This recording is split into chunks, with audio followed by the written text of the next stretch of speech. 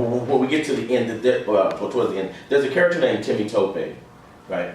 And Timmy Tope has a particular kind of characterization. I'm just going to read you one little section because I think it sets him out. They're on the slave ship. There was one talker among us, and his name was Timmy Tope. He was short and deep brown, not black like the rest of us. His brows were thick and unruly, and his eyes set far apart. Notice the difference between he had heavy eyebrows versus his brows were unruly. What does unruly mean? Crazy. Say it again. Like crazy.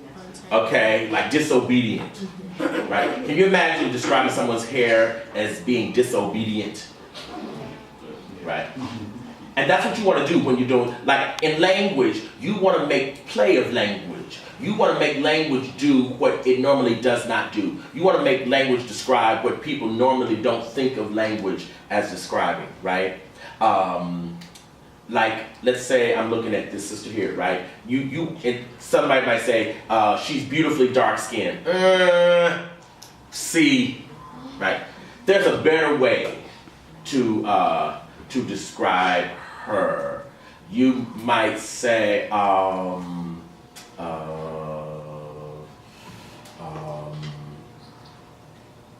she bears,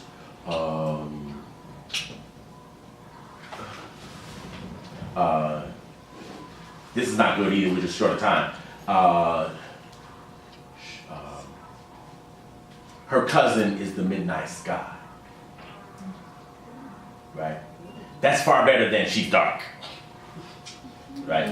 And I can do better than that if you gave me about 10 more minutes, but we don't have it. His eyebrows weren't ruly. Beauty was not his blessing. What does that mean? That's right. Most folks say he wasn't attractive. Right? But do you see the difference in that? And beauty was not his blessing. Right? But we loved him no less. And his tongue never tired. When he fell asleep, it was only from our urging. His name meant give thanks. And he meant to do it, even in the land of captivity. Day and night he whispered of the majesty of God and the truth of our glory. His tongue irritated many, so his voice fell to a murmur, but he never quieted. God is God of the universe. God is God of all. God is God. He is God of land too, and he shall redeem what pale men have disturbed. And we are beautiful. Yes, we are. God is God of all, and we shall survive. We shall, we shall, we shall. Many didn't want to hear this. Our situation did not confirm his sentiment. Still, he spoke with clarity, rare as a white tiger. He was the only reason gloom did not consume us. Even when we chose not to hear him, his voice tumbled through the air, never letting us forget who we were and where we'd come from. Sometimes he even laughed, not from glee, but because he believed earnestly what he said. This is not the end of the story. This is not the end of the story. The end shall justify the beginning, and we shall once again reign. We are beautiful. We came from God. We did. We came from God. So constantly he's talking. He's just talking constantly. Sometimes he walked away from us and spoke to the air. We were too frustrated to hear, but he was not discouraged. He knew who he was. He knew why he'd been sent, both to the earth and on this voyage. And come what may, he didn't intend for pale men to have our souls. So he spoke into the atmosphere, and words became particles that permeated our flesh. We stayed this side of life because as Timmy Tope babbled, gloom weakened its devastating hold.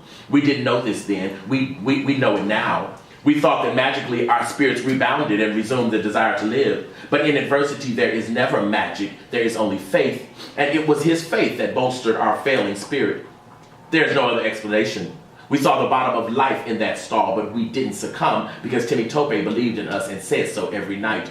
Gloom skipped over him as though he'd been with us the entire journey. He was an air child, meaning one whose spirit was never heavy. So he called upon the air to carry his message to our souls when our ears could not hear him. Right? Wow. I like that. But what do you know about this character now? Why are you looking like that, Justin? No, I just realized you were perfect, please. I did not know that. And I was just like, Oh, you thought I just liked the book? yeah, I just like it too. That's why I was like, oh. You thought we had similar tastes? Yeah, I think this is, wow, that's a really good book. Yes, sir. I wrote for you. Yes, sir. Yes, yes, sir. Yes, sir. Yes, sir. So about Timmy Tope, what do you know? Yes, sir. He's someone who has to keep affirming what he believes. Okay. Right, and I don't know. I'm Yoruba personally. I know that the name he's also Yoruba, and I really Very good. relate with that. Nigerian people feel the need to keep affirming what they believe. Okay. So that was really well done, in that he affirms what he does that well. Thank you. Thank you. Yes, ma'am. I kind of felt like he wasn't just affirming for himself. Very He's good. also affirming for everybody Absolutely. else because he can see that they hate it. Absolutely. Absolutely. Good. Yes, ma'am. And I think there's an element of the supernatural at work there as well. He's really not of this world. He's not of this planet. And that's why people probably around him are very disturbed by him, whether they realize it or not. There's something in him that they cannot really recognize. Okay. Excellent. Excellent. Someone else. What else do you know about him from what I read? Of course, we also see that others were irritated, like, shut up. But how did that disturb him? Not at all. Absolutely not at all. And we get all of this, that was one paragraph. Right? So this notion of how you create a character and how you bring a character alive. Because in my head, I have to admit, and my father tells me that I need therapy. Like, these people become very real for me, right?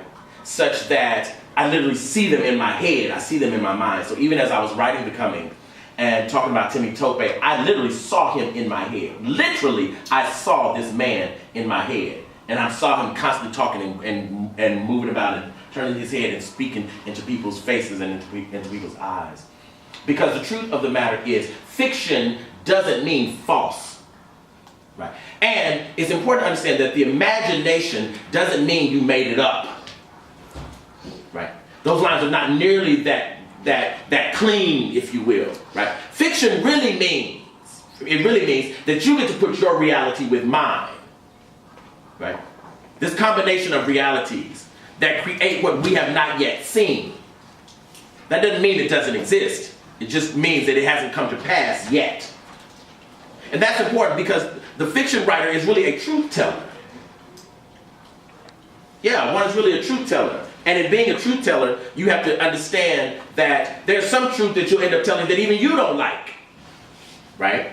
But it still must be told. It absolutely positively must be told. I probably have 5 minutes.